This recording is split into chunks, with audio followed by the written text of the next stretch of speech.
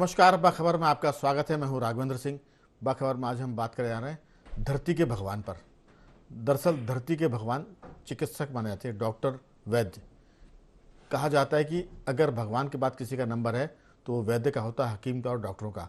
आज इस धरती के भगवान की नाराज़गी से मध्य प्रदेश जो है परेशान है, लेकिन अच्छी खबर ये कि डॉक्टरों ने अदालत के आदेश के बाद हड़ताल वापस ले ली और सरकार से चर्चा करने के बाद उनका रुख नरम पड़ गया और अब भविष्य में हड़ताल नहीं होगी, इस बात की गारंटी सरकार के सूत्र दे रहे हैं। आज हम इसी पर विस्तार से बात करेंगे कि आखिर क्या वजह है कि डॉक्टर हड़ताल पर जाते हैं और मरीज परेशान होते हैं। बहुत सारी मांगे, लेकिन हम 5-6 जो खास मांगे उन पर बात करेंगे। उसमें सबसे खास तो ये है कि प्रशासनिक जो अधिकारियों का दखल है चिकित्सकों के बीच में या अस्पताल में, उससे डॉक्टर नाराज़ है, क्योंकि उनका कहना यह है कि प्रशासनिक अधिकारी को तकनीकी जानकारी नहीं होती, इसलिए तकनीकी मामलों में प्रशासनिक अधिकारियों के बजाय चिकित्सकों की राय मानी जाए और उन्हीं का उन पर अधिकार हो। दूसरी बात है डॉक्टरों की नियुक्ति को लेकर, उनके चयन को लेकर, उनके वेतनमान को लेकर। तो कहा जा रहा है कि सरकार ने बहुत सारी बातें मान ली है और 2-4 दिनों में इस पर आदेश भी जारी हो जाएंगे। लेकिन सवाल ये है कि आखिर चुनाव के वक्त ही हड़तालें क्यों होती है? चुनाव के समय सरकारें मांगे क्यों मानती है? आखिर क्या वजह है? क्या लोगों को लगता है कि 5 साल तक आप गलत बातों को स्वीकार करो और चुनाव के साल में सरकार पर दबाव बनाओ, और सरकार भी तभी मानती है जब चुनाव हारने जीतने का डर उसको होता है। आज हम इसी पर बात करेंगे। हड़ताल तो खत्म हुई, लेकिन डॉक्टरों की नाराज़गी जारी है। इसी पर विस्तार से चर्चा में हमारे साथ स्टूडियो में हमारे 2 विशेष मेहमान, वरिष्ठ पत्रकार साथी योगीराज योगेश जी और सामाजिक सरोकार से जुड़े कमल राठी जी, और टेलीफोन लाइन पर हैं हमारे साथ डॉक्टर भुवनेश गर्ग। आप सभी का बहुत बहुत स्वागत है। डॉक्टर गर्ग साहब, मेरी आवाज़ सुन पा रहे हैं? आपको मेरी आवाज आ रही है? हाँ, आपकी आवाज़ आ रही है।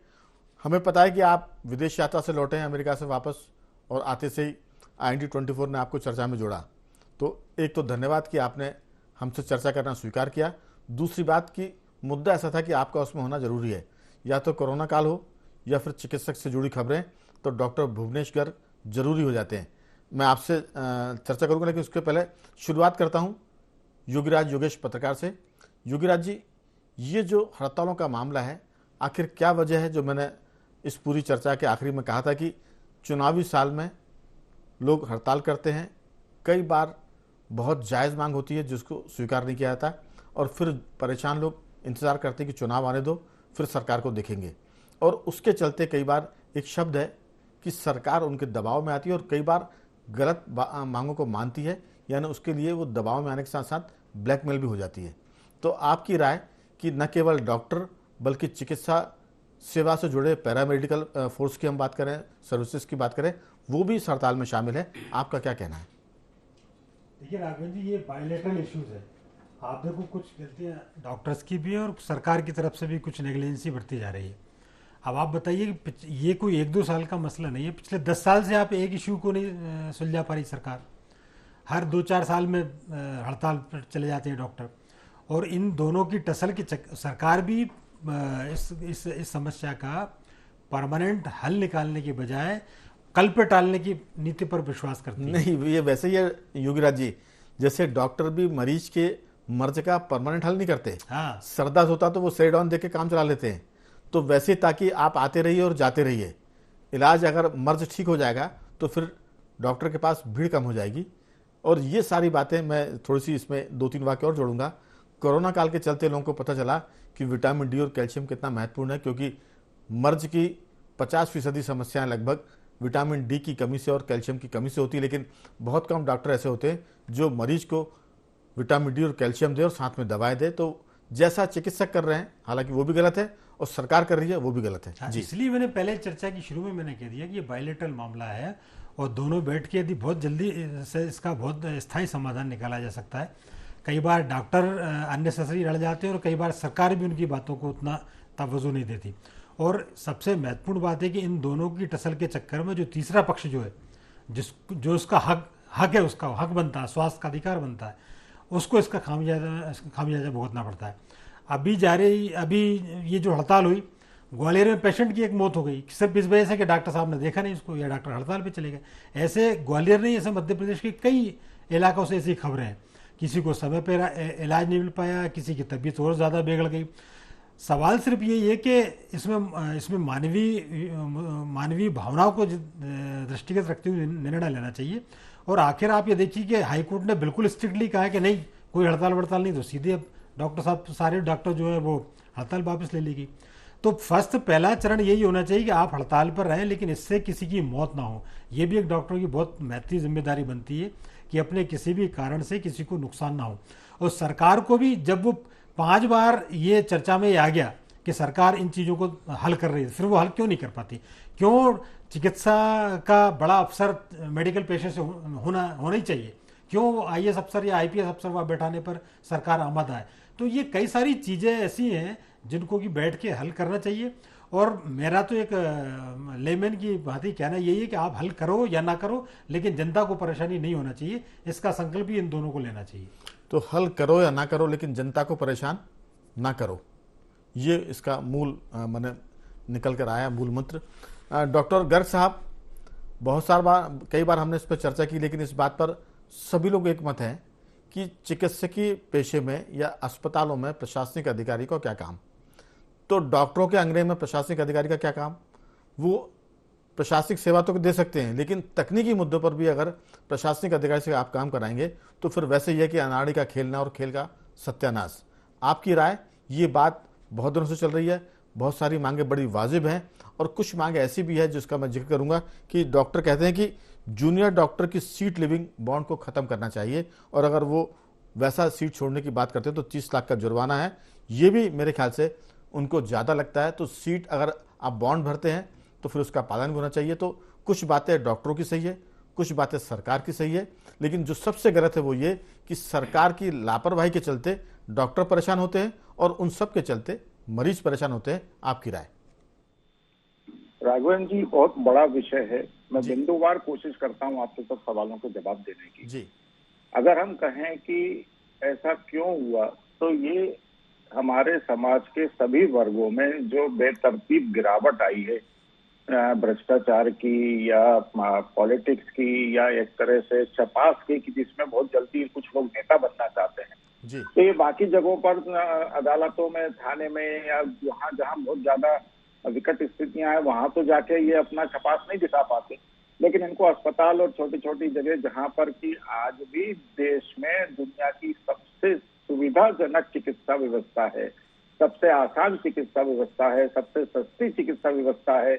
आप रात को 12 बजे भी किसी एक्सपर्ट डॉक्टर को घंटी करके उसको उठा सकते हैं, उससे बात कर सकते हैं। जबकि हम विदेशों में जाकर देखें तो 6-6 महीने बाद मेरे जैसे सर्जन की वेटिंग लिस्ट में नाम आ पाता है, और वो भी $2,000 की फीस के बाद। और वो भी एक बहुत बड़ी व्यवस्था के साथ कि अगर आपके पास इंश्योरेंस नहीं है तो आपको इलाज भी नहीं मिलेगा। यहाँ मेरे देश में ये व्यवस्था नहीं है। मेरे देश की चिकित्सा व्यवस्था व्यापम के बावजूद, भ्रष्टाचार के बावजूद और एक बहुत बड़ी एक तरह से कहूँ सामाजिक गिरावट के बावजूद, कि जिसमें आपने मेडिकल कॉलेजेस को डिग्री कॉलेजेस में कन्वर्ट कर दिया है सीटें बेच कर डीमेट व्यापम के जरिए, उसके बावजूद भी मेरे देश की चिकित्सा व्यवस्था आज भी बहुत सुदृढ़ है। और डॉक्टर लगातार 38 घंटे काम कर रहे हैं। ये देखा जा सकता है, ये किसी भी विधा में नहीं होता। आप जुडिशरी में करवा के बता दीजिए। आज 1.5 करोड़ से ज्यादा केसेस पेंडिंग में है, लेकिन हमारे मुख्य सिस्टम को एक समलैंगिक व्यवस्था से ही फुर्सत नहीं मिल पा रही है। विषय अलग है, मैं उसको छेड़ नहीं रहा हूँ। लेकिन मेरा बहुत स्पष्ट मानना है कि एक सिस्टम जो दुनिया का सबसे शक्तिशाली सिस्टम बन सकता था, जो देश भर के सिस्टम को, दुनिया को स्थापित कर सकता था, दुनिया में मार्ग प्रदर्शित कर सकता था। क्योंकि आज भी दुनिया भर के डॉक्टरों में भारतीय डॉक्टर ही हैं जो सबसे ज्यादा सब जगहों पर काम करते पाए जाएंगे, और उनके लिए बहुत बड़ा सम्मान है पूरी दुनिया में। लेकिन हमारे देश में डॉक्टरों का मीडिया ट्रायल तुरंत होता है। आज इस 70 साल की व्यवस्था में इंडियन मेडिकल सर्विसेज क्यों नहीं बनने दिया गया, ये मेरा सवाल पिछले 20 साल से कायम है, आज भी कायम है।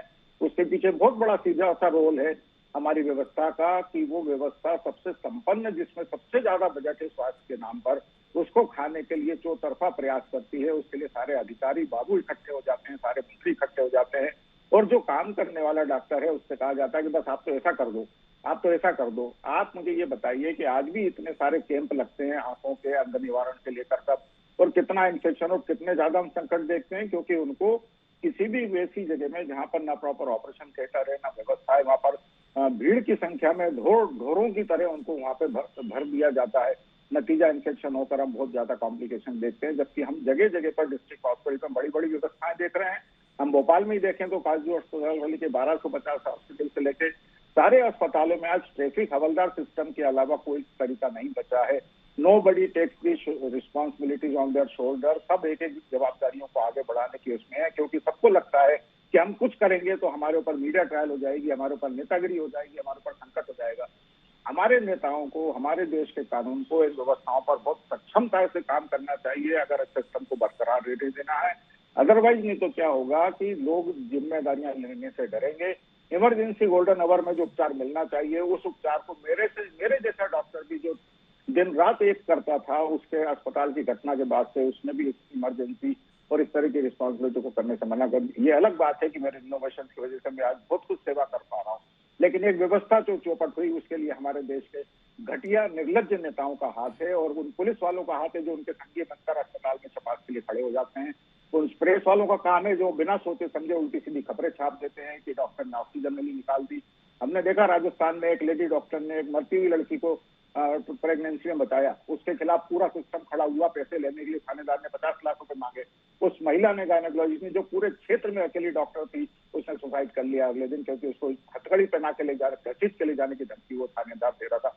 क्या कार्रवाई हुई आज तक मुझे बताइए। मेरे केस में 9 नामजद रिपोर्ट है, स्थायी वारंट है, आज 20 साल हो रहे हैं, कोई क्या कार्रवाई हुई जरा मुझे बताइए। तो राघवेंद्र जी बहुत संकट बड़ा है। मैं मानता हूं कि ये डिग्री कॉलेज की स्थिति खड़ी हो रही है, हम कांची डॉक्टर खड़े कर रहे हैं, और व्यवस्था तो अब और बिगड़ेंगी, क्योंकि सरकार में बैठा सिस्टम लगातार 4 मीटिंग के बाद भी इन व्यवस्थाओं को कि हमने यहाँ कर दिया है, हमने मान लिया है, और उसके बाद समय निकलता जाता है, डॉक्टरों को बार बार हड़ताल के लिए जाना पड़ता है। बिल्कुल मेरा डॉक्टर साहब, मानना है कि इंडियन मेडिकल लेकिन सिस्टम मेरा एक सवाल इस पूरी बातचीत के बीच में है कि डॉक्टर कह रहे हैं कि जो 30 लाख रुपए का जुर्माना उन पर लगता है सीट लिविंग बॉन्ड को खत्म करने का, इसको लेकर क्या कहना है आपका? तो ये सीट लिविंग बॉन्ड को लेकर जब सीट लेने के लिए जाते हैं तो दस्तखत क्यों करते हैं? छोड़ दीजिए, मत पढ़िए। जरूरी है क्या? आपके अंदर खुद लालच है, आप पहले पैसा देकर सीट लेना चाहते हैं, आप जिसको जरूरत होगी उसको जाने दीजिए। इस मामले में तो मैं बहुत स्ट्रिक्ट हूं कि अगर आपने कोई कंडीशनल बॉन्ड भरा है तो आपको उसके साथ रहना पड़ेगा। बिल्कुल, मैं लौटूंगा, आपके पास बहुत सारी बातें आपसे करनी, लेकिन चर्चा को आगे बढ़ाऊं उसके पहले सुन लेते हैं कि जो डॉक्टर इस हड़ताल को करने वाले हैं, जो डिमांड कर रहे हैं, उनका अपना इस मुद्दे पर क्या कहना है, सुनते हैं उन्हीं की जुबानी। हमारी कोई नाराजगी नहीं है, हम इस बात से हैरान और परेशान हैं कि आखिर ऐसी क्या वजह है कि डॉक्टरों की समस्याएं वो सुनने को तैयार नहीं है, उनका समाधान करने को तैयार नहीं है। और हम यही सोच रहे हैं कि आखिर इसका समाधान कब होगा। थक गए हैं ये सुनते सुनते। मुख्य मांग है डीएससीपी की जो प्रमोशन स्कीम्स है, जो पूरे भारतवर्ष में लागू है लेकिन हमारे देश में, मध्य प्रदेश में नहीं है। तो एक तो जो विसंगति है, डॉक्टर्स यहाँ जीवन भर काम करते हैं, एक ही पद पर बने रहते हैं, कभी प्रमोशन नहीं होता उनका। सैलरी का स्ट्रक्चर्स भी ऐसा है, प्रमोशन जब 10-50-100 चिट्ठियाँ लिखते हैं, गुहार लगाते हैं जाके, तब प्रमोशन होता है। तो ऐसी बड़ी विडम्बना है, बड़ी विवादास्पद स्थिति है मध्य प्रदेश में। और डॉक्टर एक क्लास 2, क्लास 1 लेवल का अधिकारी होता है, उसके लिए हम चाहते हैं एक स्पष्ट और शुद्ध प्रकार का व्यवहार होना चाहिए। तो डीएससीपी अगर वो आ जाएगा तो ऑटोमेटिकली डॉक्टर्स के प्रमोशन हो जाएंगे। मैं ये सरकार से कहना चाहता हूँ, बात क्यों नहीं सुन रहे हो हमारी? 3 बार सहमति बन चुकी है, सहमति से मुकर जाते हैं बार बार। ये अब सरकार पर निर्भर करता है कि कितनी जिद्दी है, क्योंकि हम तो अपनी मांग लेके गए थे, सहमति बनी थी, समझाया था, लेकिन ये आईएएसओं के दबाव में सरकार झुकी काम कर रही है। आईएएस जो कहते हैं वो मान लेती है, आईएएस तैयार नहीं है हमारी मांगों पे।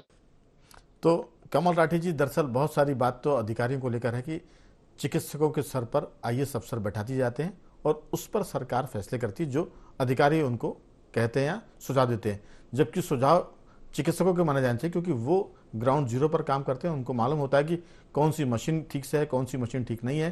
तो ये बहुत सारी बातें, लेकिन इस पूरे मामले में मध्य प्रदेश के करीब 15,000 के आसपास डॉक्टर जो हड़ताल पर चले गए थे, हाई कोर्ट के निर्देश के बाद वो काम पर लौटे हैं। खबर ये है कि सरकार के बीच में और डॉक्टरों के बीच में जो बातचीत हुई है वो बड़ी सकारात्मक है, कुछ दिनों में इसका हल निकल जाएगा। मुख्यमंत्री शिवराज सिंह ने इस पूरे मामले में एक तरह से दखल दिया था, चिकित्सा शिक्षा मंत्री विश्वास सरन का कहना है कि हम सारे मामलों को हल करने के बहुत नज़दीक हैं, बहुत सारी बातें मान ली गई है, कुछ जो तकनीकी है उन पर बातचीत हो रही है। आपकी राय, किस ढंग से देखते हैं हड़ताल को, किस ढंग से देखते हैं सरकार के रवैये को, और जनता का इसमें क्या दोष है, ये भी आप बताएं। देखिए, मैं तो सबसे पहले उन डॉक्टरों का शुक्रिया करना चाहूँगा जिनने माननीय न्यायालय के आदेश से अपनी हड़ताल वापस ले ली। मैं 1 मिनट रुकूंगा। उनके पास हड़ताल रोकने के अलावा कोई चारा नहीं था, क्योंकि अगर हड़ताल नहीं रोकते तो कंटेम्प्ट होता और जेल जाते, तो इसलिए शुक्रिया की जरूरत नहीं है। वो मैंने हाईकोर्ट के दबाव में उन्होंने हड़ताल वापस की है, ये भलमनसाहत नहीं है, लेकिन उनकी मांगे जायज़ है, इस पर पॉजिटिवली विचार होना चाहिए और बहुत ही सहानुभूतिपूर्वक विचार होना चाहिए। जी नहीं, बिल्कुल आपकी बात सहमत हूँ, लेकिन मैं इसलिए कह रहा था कि कम से कम चलिए कहीं उन्हें ये बात समझना चाहिए कि हम मानव जाति के लिए बने हैं जी, हमने ये पढ़ाई की है और हम भगवान के समकक्ष हैं, तो उन्हें ये चीज़ों को खुद ही ये चीज़ें उन्हें अपनानी चाहिए। दूसरी, मैं डॉक्टर साहब की बात से बिल्कुल सहमत हूँ कि इनके लिए भी एक all India cadre, Indian medical services का कैडर होना चाहिए, जिससे उन्हें भी IAS के बराबर के ही दर्जे पे उन्हें माना जाए, क्योंकि उन सबसे भी ये ऊपर है।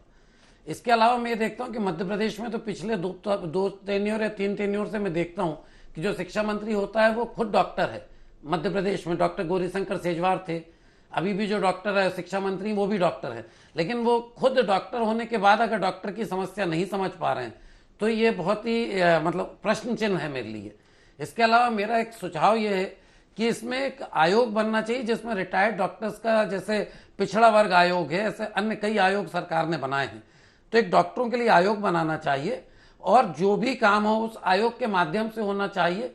तो एक समन्वय सरकार और डॉक्टरों के बीच में बनेगा तो हड़ताल की स्थितियां नहीं बनेंगी।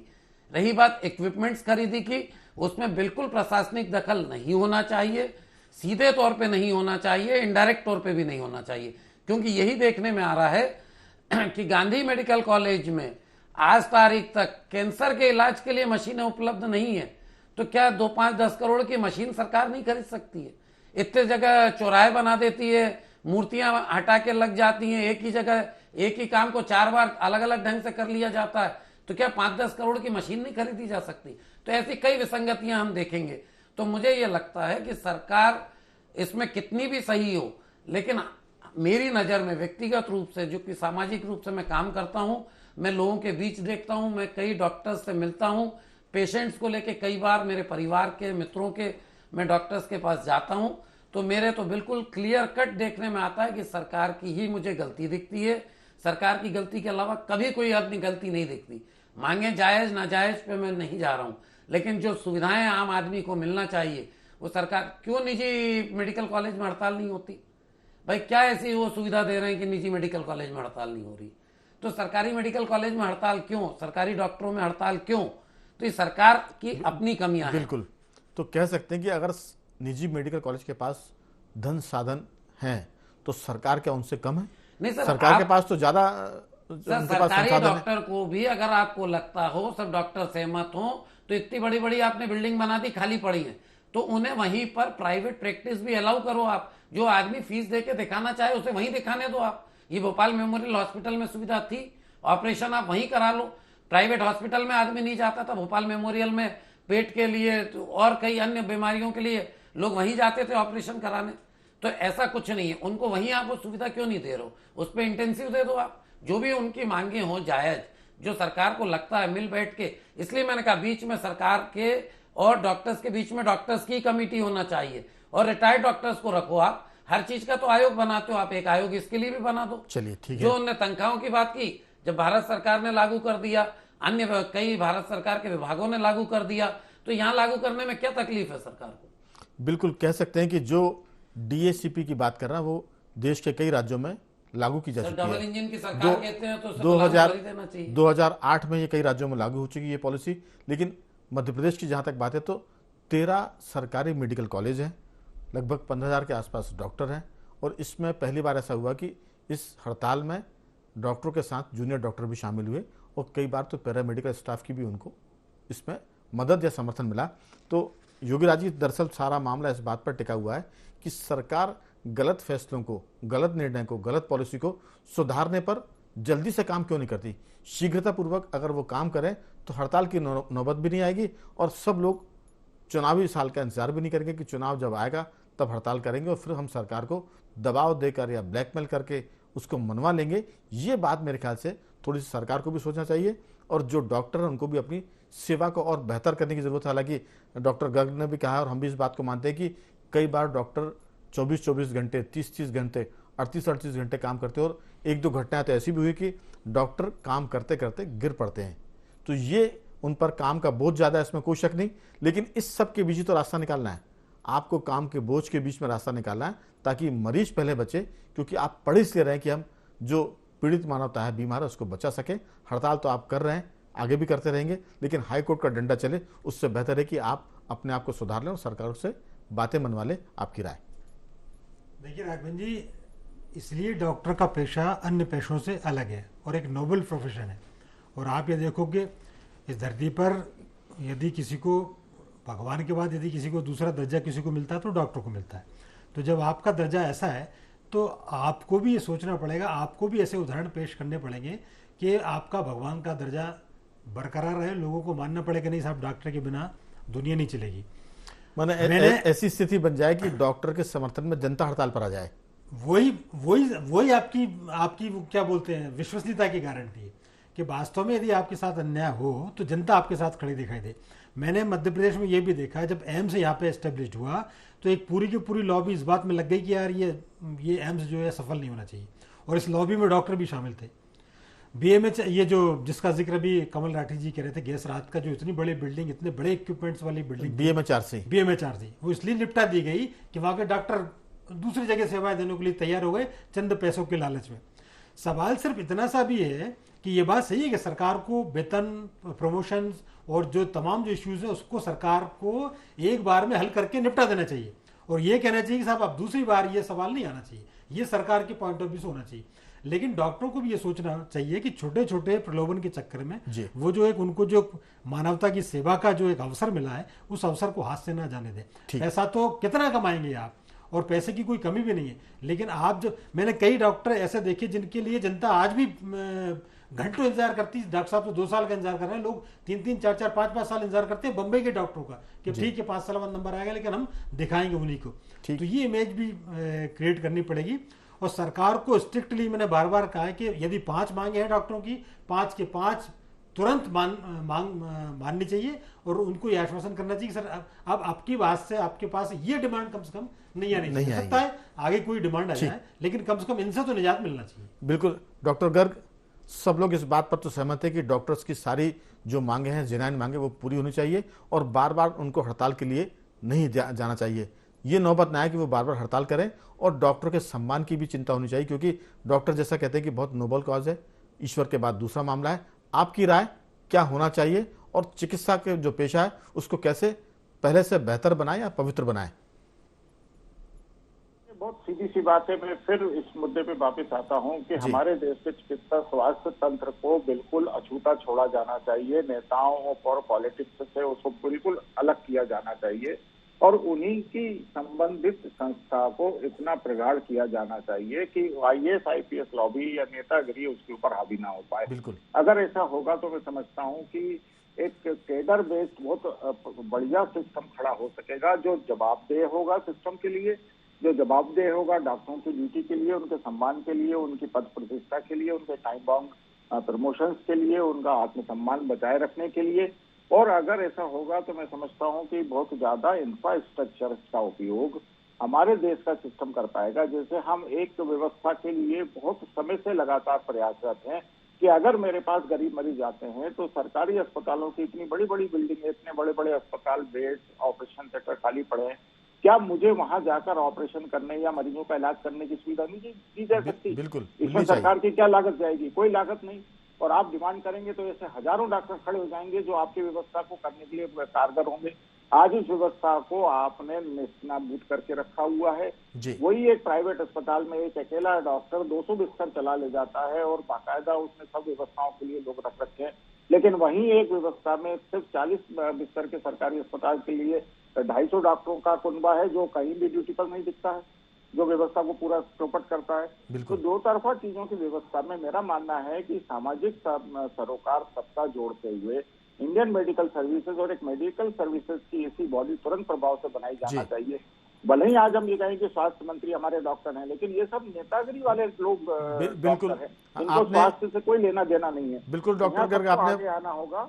आपने बहुत सारी बातें की, इसमें ऐसी कोई बात नहीं लगती जो सरकार को मानने लायक ना हो। और जो सुझाव आए हैं डॉक्टर हमारे योगीराज योगेश जी ने, कमल राठी ने कहा कि क्यों ना सरकारी अस्पतालों को निजी चिकित्सालय के लोगों को इस्तेमाल करने की अनुमति मिलनी चाहिए।